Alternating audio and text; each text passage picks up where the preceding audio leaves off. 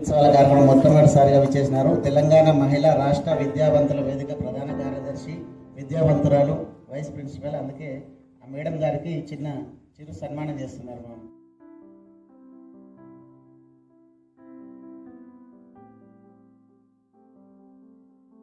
ఇవాళ అంబేద్కర్ జయంతి ఉత్సవాన్ని పురస్కరించుకొని వేదికలు అలంకరించిన పెద్దలందరికీ, ఈ కార్యక్రమానికి చేసిన నా సోదరులందరికీ జై భీములు తెలుపుకుంటున్నాను.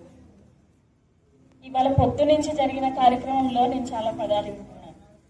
ఒకరు అణగారిన వర్గాలని, ఒకరు దళితులని, ఒకరు కుల సంఘాల పేర్లు, ఇవన్నీ చెప్తూ ఉన్నారు. ఇప్పటికీ మనము అంబేద్కర్ పుట్టి 134 సంవత్సరాలు అవుతుంది. అంతకు ముందు ఉన్న ఇండియాలో పరిస్థితులు అందరికీ మీకు తెలిసి ఉండొచ్చు. అలాంటి సందర్భాలలో కూడా ఆయన ఎంతో గొప్ప చదువులు చదివి ఎన్నో దేశాలలో రీసెర్చ్ చేసి అంత పెద్ద కాన్స్టిట్యూషన్ని రాసి మనకిచ్చాడు. దాంట్లో ఉన్నది ఆయన ఎందుకు కాన్స్టిట్యూషన్ రాశాడు అనే విషయాన్ని మనం గుర్తు చేసుకుంటే, ఇండియాలో ఉన్న పరిస్థితుల్లో అణగారిన వర్గాల గురించి ఆయన కాన్స్టిట్యూషన్ రాశాడు. ఎలా వాళ్ళు పైకి ఎదగాలి, ఎలా మహిళల హక్కులు ఉంటాయి, ఎలా చదువుకోవాలి, ఏం చేయాలి, ఒక దేశానికి ఎలా పరిపాలన ఉండాలనే విషయాన్ని తన కాన్స్టిట్యూషన్లో రాసినప్పటికీ ఇప్పటికీ మనము కుల వర్గాల కోసం, కులం కోసం పోరాటం చేస్తున్నాం. కుల నిర్మూలన కోసం పోరాటం చేయాల్సిన సమయంలో ఇంకా మనము రిజర్వేషన్ల గురించి మాట్లాడుతున్నాం. ఇవాళ ఈ రిజర్వేషన్లు అసలు మాకు వద్దు, మేము బాగా చదువుకొని ఎదిగి అసలు ఇలాంటి రిజర్వేషన్లు అనే మాట కూడా మనము మాట్లాడకుండా ప్రతి ఒక్కరిని విద్యావంతుల్ని చేసి, జ్ఞానవంతుల్ని చేసి పోరాటం చేయాలని ప్రతి ఒక్క కుల సంఘానికి ఇవాళ నేను చేతులెత్తి నమస్కారం చేస్తున్నాను.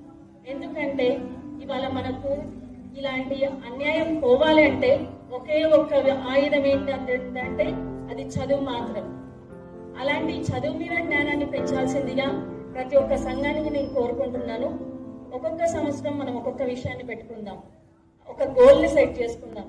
ఈ సంవత్సరం మొత్తంగా కొన్ని స్కూల్స్ కానీ కాలేజెస్ కానీ తీసుకొని వాళ్ళ ఫ్యూచర్ ఎలా ఉండాలి, వాళ్ళు ఎలా చదువుకుంటే ఏ స్థాయికి వెళ్తారు, ఎంటర్ప్రినర్స్గా వెళ్ళొచ్చు, ఐఏఎస్గా వెళ్ళొచ్చు, ఐపీఎస్గా వెళ్ళొచ్చు, ఇండస్ట్రియలిస్ట్ అవ్వచ్చు, అలా ఎలా అవ్వాలి, దానికి మనం ఏం చేయాలి, ఏ విధంగా కృషి చేయాలి అనేది అలా ప్రతి ఒక్క సంవత్సరం ఒక్కొక్క దాన్ని తీసుకొని మనం ఇంకా పైకి ఎదగాలని కోరుకుంటున్నాను. ఈ అవకాశం ఇచ్చిన పెద్దలందరికీ జై భీములు.